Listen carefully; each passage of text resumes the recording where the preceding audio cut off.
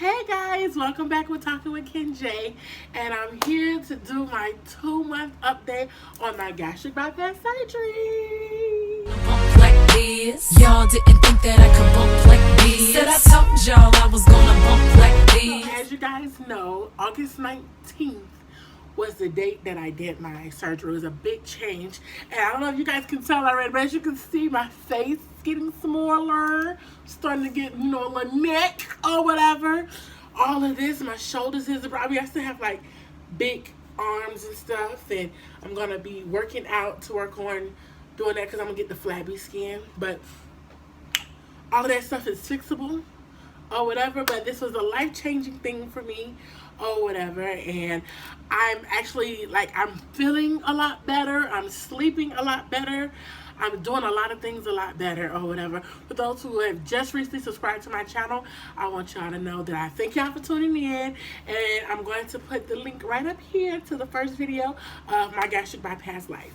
I want to give you guys updates. I promise y'all a 1-month update, but I got so busy with trying to finish school at the last minute, doing so many different stuff that it literally got beside myself. So literally, I am at my 8 weeks, and y'all, I feel amazing. I am down 50.9 pounds from my last doctor's appointment, which was almost 2 weeks ago. I have another appointment next week, and I'm going to do an update again or whatever to talk about some of the stuff, because I'm going to be introduced to new foods and stuff that I can eat.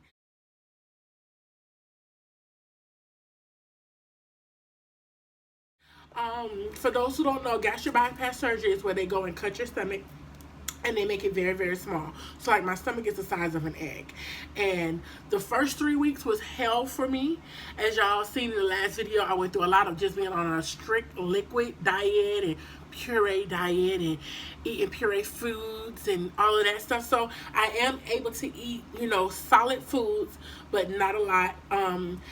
I'm a little behind because according to my doctor, I should be eating from 800 to 900 calories a day roughly, and that's including my shakes and the food. I'm definitely not nowhere near that. He did not expect me, because when I went to my appointment, I was at 6.5 weeks when I went to my appointment and lost 50.9 pounds. So I'm probably down even more now. I just refuse to get on the goddamn scale because I don't want to get too caught up with numbers. So next Thursday on the 17th, I'll be going to my doctor again to see how far I'm down. And hopefully, it's a good number. He says I'm losing weight more drastically than he projected. He projected in my first month to lose 30 pounds. I was down 30 pounds by 2.5 weeks. And he's concerned that I'm not able to intake as much, which he says is pretty normal. Some people can never get back to intaking as much as they used to, which is the whole point of the surgery, is to not be able to or whatever. But yeah, I have no appetite, and when I do have an appetite, I can barely eat. I can take probably 2, maybe 3 ounces of water, and I'm completely full. And I have to time myself on my phone to tell me when to eat, because I literally will go all day without eating. I found out that some of the stuff in some of the protein shakes I have an allergy to, because some of them are dairy products. Of course, I'm allergic to dairy products. And then I am also allergic to the allergy in a dairy product. So it's like certain things that they use to substitute the dairy to keep the same, to give you the same taste and all that. That allergen is what I'm allergic to as well. So I spent over $100 on protein powders, protein shakes, and all that stuff. So it's been hell.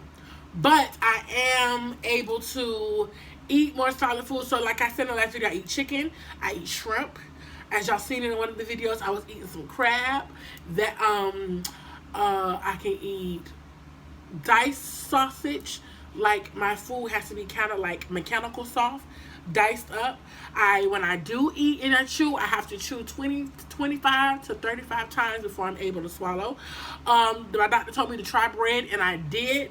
It was very hard to get down and keep down. So one slice of bread, I probably am able to eat half of a slice of bread and keep it down and be okay. That's how drastic it is for me. On an average, I probably eat from 450 to 600 calorie day. That is a good day if I can eat that much. Most of the time, I'm not able to because I'm not hungry. I am not in the mood to eat, and I literally feel full and don't want to eat or anything like that. But it's a process. I'm learning to listen to my body and respond accordingly, because sometimes when I'm like, okay, my doctor's telling me to eat, so like I feel like I have to force it, and when I do that, I get nauseous, I begin to throw up, and it's just not a good look. So he told me, do not try to force yourself. If you physically cannot do it, then don't do it. That's why it's important to do the shakes. So I do have the protein powder that I found. I found a vegan form of a protein powder, and that one has like no taste to it, no nothing. I mix that in with my foods, like soups. When I make homemade soups, I add the protein powder into the soup or whatever, so I can intake my protein. At this point, I'm supposed to be eating up to 100 grams of protein a day. I ain't doing that. I'm probably eating from 35 to 45, if that, because I physically can't do it or whatever. And that's what my doctor was worried about. But he's put me on a lot of different things and told me about a lot of different stuff to help me with my nausea. Because anybody who's ever been nauseated, you don't want to eat. That's it makes you just uncomfortable or whatever. But I have definitely been meal prepping, doing a lot of things. Like I do chicken Alfredo with no pasta, just chicken and broccoli. I've tried Italian chicken where I put in chicken in the oven. I stay away from white meat because white meat is a little dry and much tougher and it's harder to swallow. Only way I can eat is if I stew it down or whatever and try to get it a little tender. So like rotisserie chicken, I shred it and I use that for my meals or whatever. I definitely do it for my soup. Foods that I literally have to stay away from are like pineapples, anything citrusy, orange, grapefruits, or whatever. I definitely have to stay away from stuff like that. Of course, like I told you, dairy products. I stay away from carbs, no pastas, no breads until the one that I tried, no potatoes, no rice, no none of that. And if I do try rice, I try brown rice or yellow rice or whatever. I tried yellow rice when I had some Polo Tropical, and I did a Tropi bowl. It took me 3 days, you guys. 3 days to eat my bowl. That's how bad this is. And when I say 3 days, I mean I was eating out of that bowl for lunch and dinner for 3 days. Because everybody responds differently. So when you see other videos of people, because that's what I did, I searched on YouTube and watched other YouTubers who had the surgery, and everybody's response was differently or whatever. I feel a lot different in my clothes. Some of my clothes I have to roll up. I've purchased a few clothes or whatever to keep me, clothed, because literally, I be at work and my supervisor looking at me like, Kendra, come on. And I'm like, I have to roll it up and wear belts and all that stuff, which is a good feeling, but this process is very strenuous. Anybody who wants to do this surgery, I definitely tell you to make sure you try to lose the weight on your own first before you try to do this surgery. This surgery was my last thing. I lost 91 pounds on my own. I've lost 60 pounds. I lost 50, gained it, or whatever. I'm sorry, I'm dropping stuff. Gained it and all that stuff, and it's just a process or whatever. And my whole struggle has been keeping the weight off. I've been able to get it off, but keeping it off has been hard or whatever. So these first 2 months we've been like this. I project that in the next 2 months I might lose another 30 pounds or whatever, depending on how well I do with food. When I go back for my 8-week checkup, which will be next Thursday, will be my checkup date, but I'm at 8 weeks. Today's Saturday, the 12th. I'll be at 8 weeks on Monday, the 14th, going by the days on the calendar or whatever. So this is like my 2-month video or whatever, because I missed the month video. But I'm doing well. If you follow me on Instagram, please follow your girl at talking_with, that's W for with _KenJ. You will see I posted a picture of the day that I went to surgery and then the day I left my appointment. It was a 45-day difference. And y'all, if I would have never took them pictures, I would have never thought I had a difference, because I don't see much of a difference until people who see me and they be like, Kendra, you're losing the weight, you're looking good or whatever. Not that I didn't look good before, but you're looking good or whatever, and I like that. So because I see myself every day, so I don't see the drastic change. I noticed the change in my face was when I was doing a Snapchat video. Y'all see I'm burping. I told y'all I'm gonna be doing a lot of that or whatever. The man let me know that. But when I did a Snapchat video with my daughter and I noticed, I was like, my face has gotten so much smaller.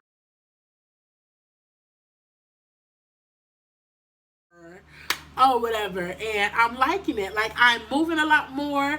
I'm breathing a lot better. I was diagnosed with sleep apnea, but I had to use a BPAP, not a CPAP, a BPAP machine. And it was like the CPAP is the last resort. The BPAP is like the in between.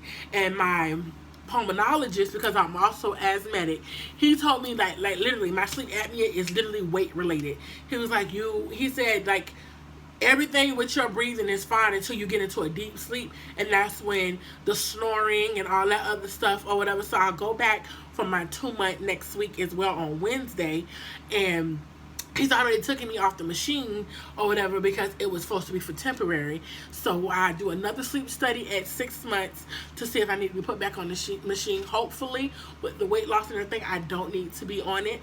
I don't have no diabetes. Didn't even have pre-diabetes. I didn't have no high cholesterol. Actually, my cholesterol was a little low. I never ever had high blood pressure. Nothing. I had no health issues. This was something I wanted to do as a preventative method because I tried to lose weight on my own. I'm only 29, and my highest weight when I went into surgery was 412 pounds. That's a lot. That is a lot for a 29-year-old. No one ever thought that I was that big because I'm tall. I'm 5'11", and my weight has more room to go up and down. So people assume that I was never that big. But when your back is hurting, when your feet is hurting, when your knees is hurting, when you're trying to play with your 3-year-old daughter and you don't have the energy or none of that, like, those are signs to let you know, okay, Kendra, if you're 29 and you're feeling this now, you better hope you make it to 40 and you don't have all these health issues. So even though, like, my doctor was like, you're like literally in perfect health, you're just obese, morbidly obese. And he was like, based on this paper, on paper you look healthy, but in reality I'm not healthy. Being morbidly obese isn't healthy or whatever. So I was able to figure out some stuff. I've done counseling. I've done 1 counseling appointment since my surgery, and I only have to go once a month. That's how I have it set up. And it's very healing because I'm learning where the food came from and how I implanted it in my life and how I used it to just help deal with stuff and to help go through stuff, and how it was such a relief for me. It's like being a drug addict. Like, it was something that you went to just relieve, and I was addicted to food. And now that I'm getting the help for it and I'm talking it or whatever, I'm not embarrassed or anything. Some people, when I see their channel, they say they don't want to say too much because they're embarrassed. I ain't embarrassed. This is who I am or whatever. And I flaunt all of this, all of me or whatever. I don't care how small I get or whatever. Please, Lord, I hope I don't get too small because I'm not trying to look like a strong crackhead. Jesus, no offense to anybody, but I ain't trying to get that small. I love being a curvaceous woman with breasts and ass and thighs and all that stuff. I love being curvaceous. I love all that or whatever, but I do know I want to be healthy. I want to be here to see my children's children have children. You know what I'm saying? I want to be here as long as I possibly can, and I don't want to be 55 years old taking all these medicines and all this insulin and all this, all because I didn't want to put down no fries or a burger, or I didn't want to go walking, or I didn't want to exercise. You know what I'm saying? Like, stuff that's just easy just to do, to just cut out and to do it in moderation or whatever. And that's what I'm learning to do. So the surgery was definitely a success. I have days where I do have regrets because I do feel constricted to where I can't enjoy things. Like, even just drinking a cup of water, like, by the second sip, I have to stop. Even though I feel thirsty, I have to stop because my stomach can only hold 2 to 4 ounces and then digest. After that, like, if I'm forcing it, it's only going to come back up or whatever. So I'm just starting to listen to my body to respond accordingly. Eat more properly, eat better, make better choices or whatever. Cook healthier or whatever. I don't cook with all that salt and stuff no more. I don't use a lot of sugar and all that no more. Like, I use a lot of sugar-free or low-calorie stuff. I don't drink sodas anymore. I cut that out of my diet completely.